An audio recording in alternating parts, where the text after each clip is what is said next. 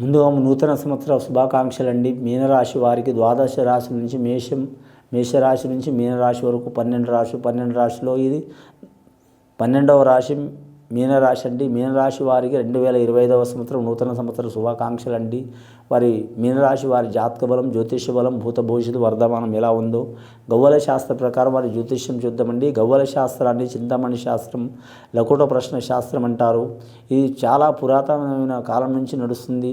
గవ్వల్ని లెక్కబెట్టి count చేసి 9 గవ్వలు 3 సార్లు వేసి వాటిని లెక్కబెట్టి కౌంట్ చేసి గణిత శాస్త్రం ఎలా చెప్తారో అలా చెప్తారండి. కొన్ని గవ్వలు గవ్వలు పడతాయండి. ఫలానా 3 పడవచ్చు, 2 పడవచ్చు, 4 పడవచ్చు, 5 పడవచ్చు, 9 పడవచ్చు, 11 పడవచ్చు, 20 పడవచ్చు. అది ఉచ్చస్థానమా లేకుంటే నీచస్థానమా, లేదా వారికి ఆ సంఖ్య మంచిదా కాదా, వాటి వలన ఏమైనా ఇబ్బంది చికాకుంటే ఏం చేయాలనేది తెలుస్తుంది. ఆ యోగ బలం ప్రకారం చూస్తామండి. మీనరాశి వారి పేరు మీద 3 సార్లు గవ్వలేసి చూస్తామండి. మొదటిగా చూద్దామండి. గవ్వలేసి చూద్దాం మీనరాశి వారి జాతక బలం.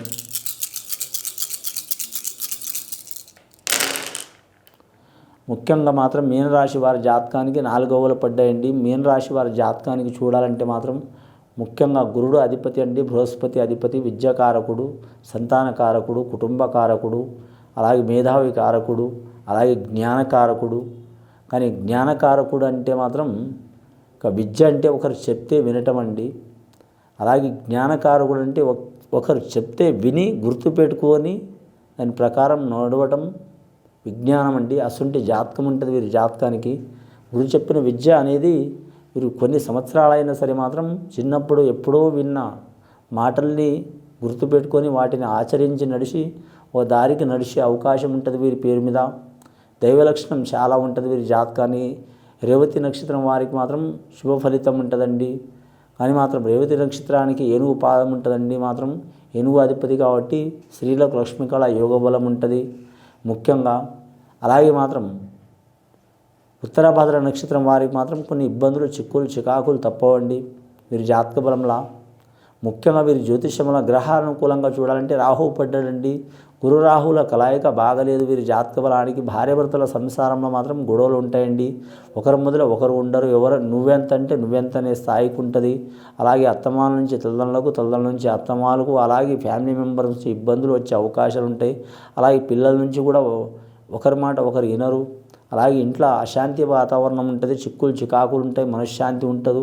ఎక్కడ పని అక్కడే అన్నట్టు ఉంటుంది. వ్యాపారం చేసేవారు కూడా మాత్రం అనుకోని నష్టాలు వచ్చే అవకాశాలు ఉంటాయి. విలువైన వస్తువులు నష్టపోయే అవకాశం ఉంటుంది. విలువైన వస్తువులు పోగొట్టుకునే అవకాశం ఉంటుంది. అలాగే మాత్రం వీరి జాతకంలో అన్నీ ఉన్న అల్లు నోట్లో శని అన్నట్టు ఎక్కడ పోయినా వీరికి ఏదో ఒక ప్రాబ్లమ్స్ వస్తూనే ఉంటుంది. మనశ్శాంతి ఉండదు. కానీ మాత్రం ఇల్లు చూస్తే అడవి చూస్తే ఇల్లన్నట్టు అవుతుంది. వారు ఏ రాష్ట్రం, ఏ ప్రాంతంలో పోయినా, ఏ జిల్లాలో పోయినా, అడవిలో పోయినా సరే ఏదో ఒక ప్రాబ్లం వస్తూనే ఉంటుంది. కాబట్టి వీరి జాతక బలానికి మాత్రం ఈ సంవత్సరం ఈ మీన రాశి వారు చాలా వరకు చాలా అత్యాధునికమైన ధోరణిలో నడుస్తారు. అత్యాధునికమైన ఆలోచనలు నడుస్తారు. అద్భుతమైన సూచనలతో నడుస్తారు. 10 మందికి ధైర్యం చెప్పేవారు, 10 మందికి ఆలోచన శక్తి ఇచ్చేవారు, 10 మందికి ఒక దారికి తెచ్చేవారు. కానీ అసంటి వారే ఈ సంవత్సరం చాలా ఇబ్బందులు పడే అవకాశాలు ఉంటాయి. కాబట్టి మాత్రం ఇబ్బందులు తప్పవండి. కాకపోతే జీవితాంతం ఉండవు. కానీ 2025వ సంవత్సరం వీరికి చాలా క్రిటికల్ అయిన పొజిషన్ ఉంది. మీనరాశి వారు మాత్రం చాలా తగు జాగ్రత్తలు తీసుకోవడం చాలా అవసరం అండి వీరి జాతక బలానికి. వీరికి దైవభక్తి ఉంటే ఖచ్చితంగా మాత్రం కులదేవతను పూజ చేయటం, శనేశ్వరుని పూజ చేయటం, అమ్మవారిని పూజ చేయటం. అమ్మవారంటే ఏదైనా అమ్మవారు కావచ్చు అండి. కంచి కామాక్షి, మధుర మీనాక్షి కావచ్చు, బాసర సరస్వతి దేవత కావచ్చు, తుల్జాపూర్ భవాని కావచ్చు, అలాగే మాత్రం రాజరాజేశ్వరి దేవత కావచ్చు, మహాలక్ష్మి కావచ్చు. అలాగే మాత్రం వీరి జ్యోతిష్యంలో చూడాలంటే మాత్రం గాయత్రి మాత కావచ్చు. అలాగే వీరి జ్యోతిష్య బలంలో చూడాలంటే బెజవాడ కనకదుర్గమ్మ కావచ్చు, మహిషాసుర మర్దిని కావచ్చు, రేణుక ఎల్లమ్మ కావచ్చు, పోషమ్మ కావచ్చు, పోలేరమ్మ కావచ్చు, అలాగే ముత్యాలమ్మ కావచ్చు, అలాగే మహంకాళి దేవత కావచ్చు. ఏ అమ్మవారైనా సరే మాత్రం ఈ కులదేవతలు చాలామంది ఉంటారండి. ఒక్కరి పేరుని చెప్పడం చేయటం చాలా వరకు మంచిది. ఈ దృష్టి దోషం పోవడానికి కూడా మాత్రం మీరు బూడిద గుమ్మడికాయని బుధవారం రోజు ఇంటి ముందర కట్టడం చాలా వరకు మంచిది. అలాగే అమావాస్య పౌర్ణమి గడియల మాత్రం దిష్టి గుమ్మడికాయ ఉంటుందండి, ఎరుపుది.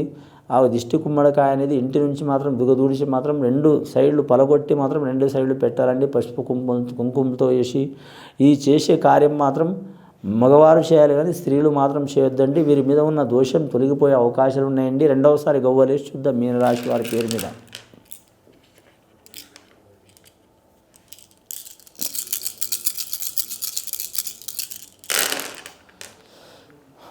రెండవసారి గవ్వలేస్తే 3 గవ్వలు పడ్డాయండి. చాలా వరకు శుభయోగం ఉంటుంది. గవర్నమెంట్ ఉద్యోగస్తులకు మాత్రం వీరికి లేనిపోని నిందలు వచ్చే అవకాశాలు ఉన్నాయండి. చివరి టైంలో వీరు పేరు ప్రఖ్యాతులు సంపాదించుకునే అవకాశాలు ఉన్నాయి.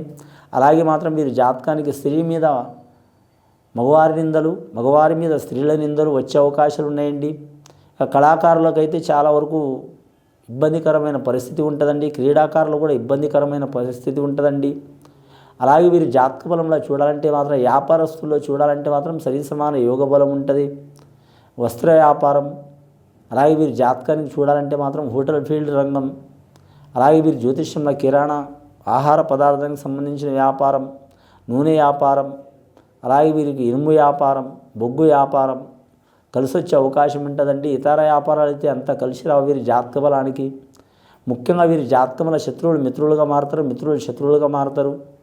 కానీ వీరి జ్యోతిష బలంలో కవులు కావచ్చు, సంగీత కళాకారులు కావచ్చు, గీత రచయిత రాసేవారు కావచ్చు, గాయకులు కావచ్చు, నిర్మాతలు డైరెక్టర్లు కావచ్చు, అలాగే మాత్రం సినీ రంగంలో కావచ్చు,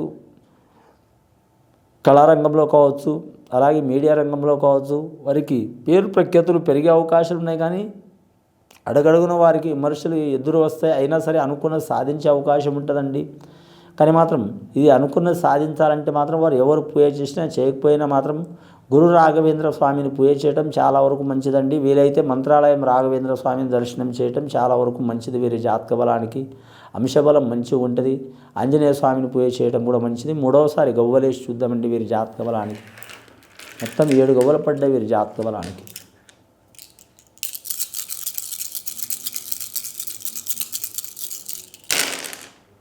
లాస్ట్ ఇంకా 3 గవ్వలు పడ్డాయండి. మొత్తం 10 గవ్వలు పడ్డాయండి వీరి జాతక బలానికి. శూన్యమైన సంఖ్య వస్తుంది వీరి జాతక బలానికి. 10వ సంఖ్య అంటే శూన్యమైన సంఖ్య.